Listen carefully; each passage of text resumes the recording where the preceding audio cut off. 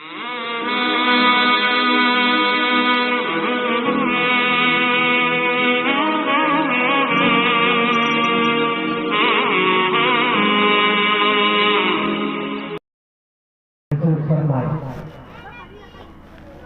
للہ رب العالمین والصلاة والسلام علی اشرف الانبیاء والمرسلین محمد بن عبداللہ الامین وعلی آلہ واصحابہ وازواجہ وذریاتہ واہل بیتہ اجمعین، اما بعد۔ قال اللہ عز وجل فی القرآن المجید والفرقان الحمید: اعوذ باللہ من الشیطان الرجیم، بسم اللہ الرحمن الرحیم، انک لعلی خلق عظیم، صدق اللہ مولانا العظیم۔ میرے معزز، میرے مکرم بزرگوں اور بھائیوں، گاؤں میں اپنی اپنی بیٹھکوں پر، چوراہوں پر اور اپنی اپنی ضروریات اور مشغولیات میں شامل ہونے والے تمامی حضرات سے میری بڑی مؤدبانہ اور عاجزانہ یہ درخواست ہے کہ آپ کا پروگرام بہت زیادہ لمبا نہیں چلے گا، چونکہ آپ کو معلوم ہو گیا ہوگا کہ مدرسے کے پاس اور اس جلسے کے پنڈال کے بہت قریب میں ہماری ایک بہن کا، جو اس گاؤں کی ہمارے بھائی حاجی شرافت صاحب ہیں، ان کی اہلیہ محترمہ کا انتقال ہو گیا۔ یقینی طور پر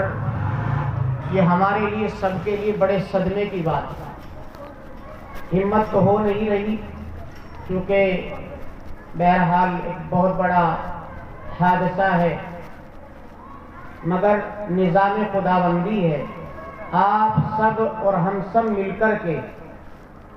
اس کے لیے دعائیں مغفرت کرتے ہیں۔ اللہ رب العالمین اس کی مغفرت فرما دے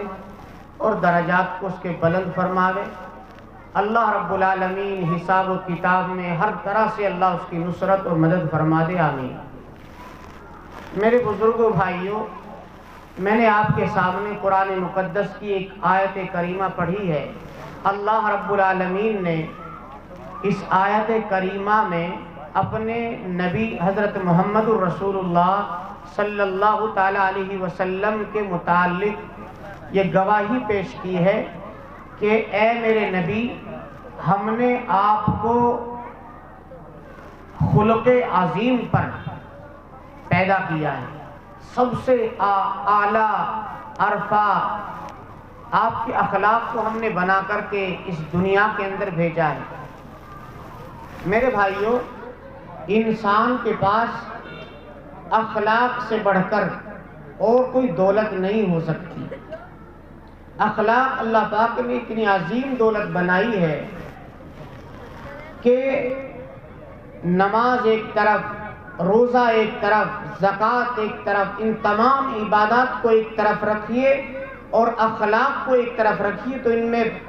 جو وزنی عبادت کو جو شمار کیا گیا ہے وہ اخلاق کو شمار کیا گیا ہے۔ یہ اسلام، مذہب اسلام جو اس دنیا کے اندر پھیلا ہے، یہ کسی اور وجہ سے نہیں، بلکہ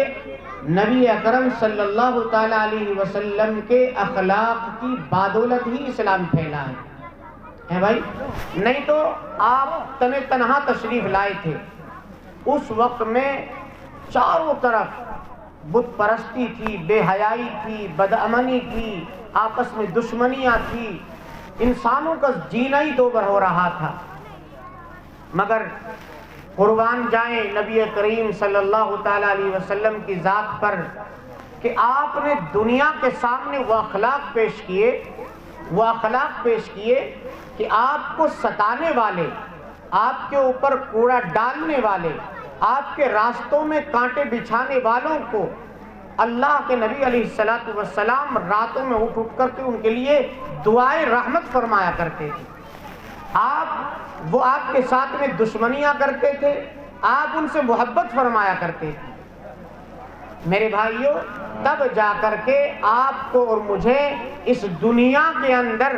یہ سارا کچھ ماحول دیکھنے کو مل رہا ہے۔ اگر خدا کی قسم آپ یہ سمجھیں کہ اسلام کسی محنت کے بلبوتے پر یا تلوار کے بلبوتے پر یا کسی اور ان کی تعداد کی کثرت سے پھیلا ہے، یہ ہماری بالکل غلط فہمی کی بات ہے۔ جس وقت میں نبی کریم صلی اللہ تعالیٰ علیہ وسلم تشریف لائے تھے، اس وقت میں کوئی ایک انسان بھی اللہ کے ماننے والا نہیں تھا، چاروں طرف بت پرستی عام تھی، بلکہ کنبے کے، قبیلوں کے، علاقوں کے الگ الگ ان کے اپنے الگ الگ خدا ہوا کرتے تھے، کوئی ایک اللہ کا نام لینے والا نہیں تھا۔ مگر میرے بھائیوں اللہ کے نبی علیہ السلام نے اس دنیا کے اندر جو اخلاق کا جو نمونہ پیش کیا ہے، تمام جو آپ کی جان کے دشمن تھے، پھر ایک دن وہ آیا کہ وہ آپ کی جان کے محافظ بھی بنے۔ تاریخ کے اندر واقعہ لکھا ہے بلال حبشی رضی اللہ تعالیٰ عنہ کا۔ یہ بلال بیچارے غلام تھے، ان کو خرید کر کے مکے میں لایا گیا تھا، اور ان کا جو مالک تھا وہ انتہائی درجے ان پر ظلم و ستم کیا کرتا تھا۔ کھانے کے لیے ٹائم پہ روٹی نہیں دیتا تھا، پہننے کے واسطے کپڑے نہیں ملتے تھے، اور کام اتنا کہ ایڈوانس کام پہ کام ملتا تھا۔ اگر کام جو ہے نہیں ہوتا اور کوئی بیمار ہو گئے، پریشان ہو گئی، کچھ بھوک لگ گئی، یا آدمی کی اپنی جو ضروریات ہیں، اور اس کام میں ذرا سی بھی اگر ڈھیل ہو جاتی پھر مار کھاتے رہتے تھے۔ تو ایک مرتبہ کا واقعہ ہے کہ حضرت بلال رضی اللہ تعالیٰ عنہ رات میں رو رہے تھے بیٹھے ہوئے۔ اللہ کے نبی علیہ السلام کو اس راستے سے گزر ہوا تو اللہ کے نبی علیہ السلام نے بلال رضی اللہ تعالیٰ عنہ سے پوچھا، بھائی کیا بات ہے، کیوں پریشان ہو، رو کیوں رہے ہو؟ تو حضرت بلال رضی اللہ تعالیٰ عنہ نے فرمایا کہ جائیے اپنا کام کیجیے۔ یہاں سارے کے سارے جو آتے ہیں وہ یہی پوچھنے بھائی کیا دقت ہے، کیا پریشانی ہے، کیوں رو رہے ہو، یا کیا، یعنی کوئی بھی آ کر کے پوچھ تو لیتا ہے، مگر بعد میں اس کا کوئی حل ہو جائے، کوئی اس پریشانی کو دور کر دے، کوئی نہیں میرے پاس بھی آتا۔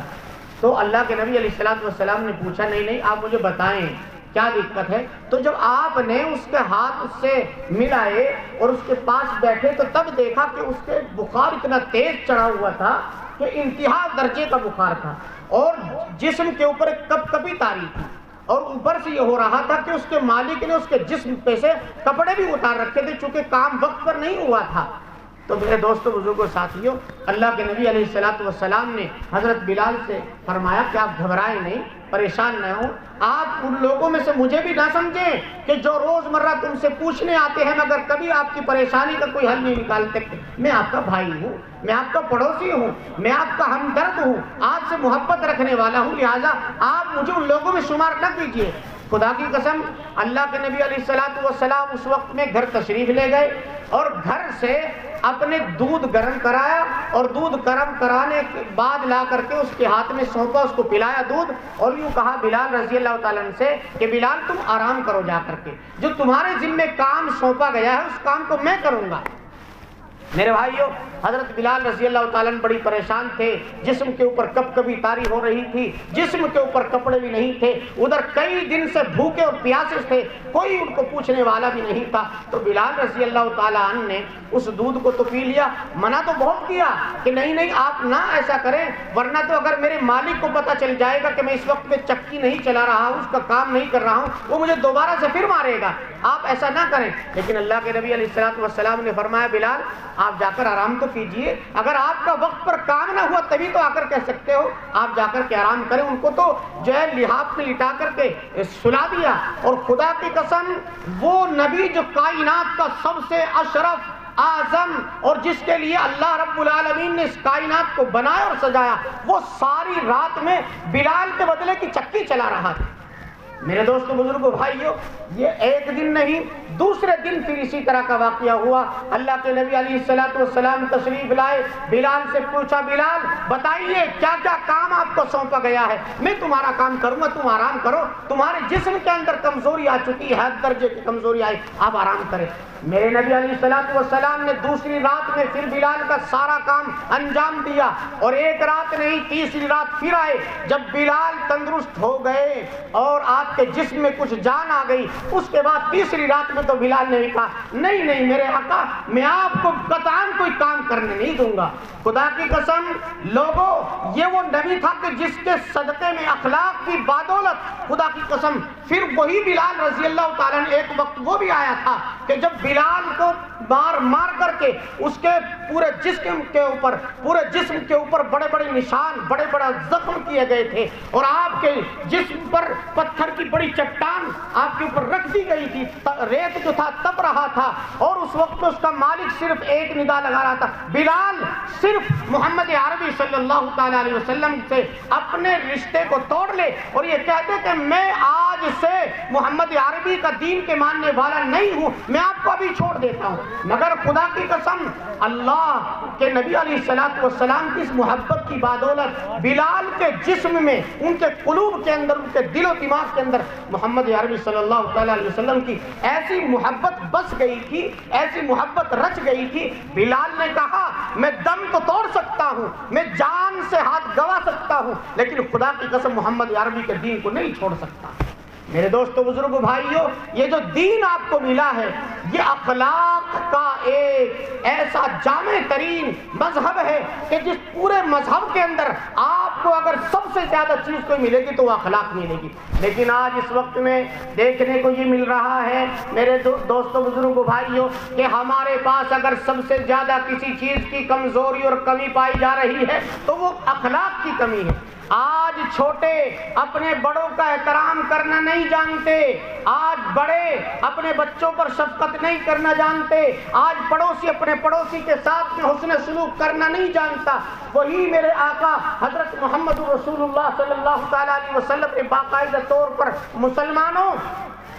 کئی مرتبہ قسمیں کھا کھا کر کے یہ ارشاد فرمایا تھا، اللہ کی قسم وہ آدمی مسلمان ہو ہی نہیں سکتا، اللہ کی قسم وہ آدمی مسلمان ہو ہی نہیں سکتا، اللہ کی قسم وہ آدمی مسلمان ہو ہی نہیں سکتا۔ صحابہ نے پوچھا اللہ کے نبی کون مسلمان نہیں ہو سکتا؟ آپ نے ارشاد فرمایا کہ جس آدمی کی بد اخلاقی سے اس کا پڑوسی پریشان ہو جائے وہ آدمی مسلمان نہیں ہو سکتا۔ لیکن میرے دوستو بزرگوں ساتھیوں، جو دین ہمیں یہ سکھاتا ہے کہ اپنے بڑوں کے ساتھ میں اچھا سلوک کرو اور پڑوسیوں کے ساتھ میں اچھا سلوک کرو، والدین کے ساتھ میں اچھا سلوک کرو، بھائیوں کے ساتھ میں اچھا سلوک کرو، اپنی بہنوں کے ساتھ میں اچھا سلوک کرو، خدا کی قسم آج ہمارے اندر اگر کوئی چیز پائی جا رہی ہے سب سے زیادہ تو بد اخلاقی پائی جا رہی ہے۔ ایک وقت وہ بھی تھا جب آپ کے اخلاق کو دیکھ دیکھ کر کے لوگ اسلام کے اندر جوک کے شامل ہو جایا کرتے تھے، پورا کا پورا علاقہ اسلام میں تبدیل ہو جایا کرتا تھا۔ اور آج وہ بھی وقت ہے میرے بھائیوں کہ آپ سے کوئی اور نہیں بلکہ آپ کا خود آپ کا باپ پریشان ہے، آپ کا بھائی پریشان ہے، آپ کی ماں پریشان ہے، آپ کی بد اخلاقی سے آپ کی بہن پریشان ہے۔ ہم کہاں چلے گئے؟ جس دین کو ہمیں دیا گیا تھا اور جس دین کو اللہ کے نبی علیہ السلام نے بھوکے رہ کر کے، گالیاں سن کر کے، پتھر کھا کر کے آپ کو مجھے سونپا تھا، خدا کی قسم آج اس دین کا ہمارے پاس کوئی پاس و لحاظ تک بھی نہیں ہے۔ میرے بھائیوں، ایک وقت وہ بھی آیا، پھر تاریخ کی نگاہوں نے وہ وقت بھی دیکھا کہ جس وقت میں میرے دوستوں بزرگوں ساتھیوں فتح مکہ کا وقت آیا، آپ صلی اللہ تعالیٰ علیہ وسلم کو مکے سے ایک وقت نکالا جب گیا تھا، آپ کو وہ وقت بھی یاد ہوگا، مگر دوسری مرتبہ پھر وہ وقت بھی آیا کہ آپ مکے کو فتح کرتے ہوئے جب داخل ہوئے تھے تو اس وقت میں اللہ کے نبی علیہ السلام نے دنیا والوں کے سامنے نہ ابو بکر کو بلایا، نہ عمر کو بلایا، نہ عثمان کو بلایا، نہ علی کو بلایا، بلکہ آج سب کے سب تماشا دیکھ رہے تھے، یہ سب کے سب کی نگاہوں میں یہ بات تھی کہ آج اللہ کے نبی کس کو بلاتے ہیں. خدا کی قسم اس پورے کے پورے جمگھٹے سے صحابہ کرام کی اتنی بڑی تعداد سے کسی کو نہیں بلایا گیا تھا. صرف میرے آقا حضرت محمد رسول اللہ صلی اللہ تعالی علیہ وسلم نے اس وقت میں بھی دنیا کو یہ بتانے کے لیے، اے دنیا کے لوگوں میں تمہیں یہ سبق دے کر جا رہا ہوں، تم تمام کے تمام مالداری میں بڑے ہو سکتے ہو، نسب میں بڑے ہو سکتے ہو، ہر اعتبار سے بڑے ہو سکتے ہو، مگر میرا سبق تمہیں یہ ہے کہ میں تمہیں تمام کے تمام کو برابر کا شریک بنا کر کے جا رہا ہوں. اللہ کے نبی علیہ السلام نے اس وقت میں میرے دوستوں بزرگ بھائیوں حضرت بلال رضی اللہ تعالیٰ عنہ کو بلا کر کے کہا بلال کعبے کی چھت پر چڑھ جائیے اور چھت پر چڑھ کر کے اذان دیجیے. خدا کی قسم وہ اذان دلانا مقصد نہیں تھا بلکہ دبے کچلے اور غریبوں کو، نہتوں کو، کمزوروں کو یہ بتانا مقصود تھا کہ تمہارا آقا اور تمہارا مولا یہ سبق تمہیں دے کر کے جا رہا ہے کہ لوگوں آپس میں پیار اور محبت، حسن اخلاق کے ساتھ میں تمہیں آپس میں رہنا اور جینا ہے. خدا کی قسم آج جو ہمارے اندر سب سے بڑی کمزوری جو پائی جا رہی ہے وہ بد اخلاقی کی پائی جا رہی ہے. اللہ سے دعا گو ہوں اللہ پاک ہمیں جو ہے اخلاق حسنہ اپنے اندر پیدا کر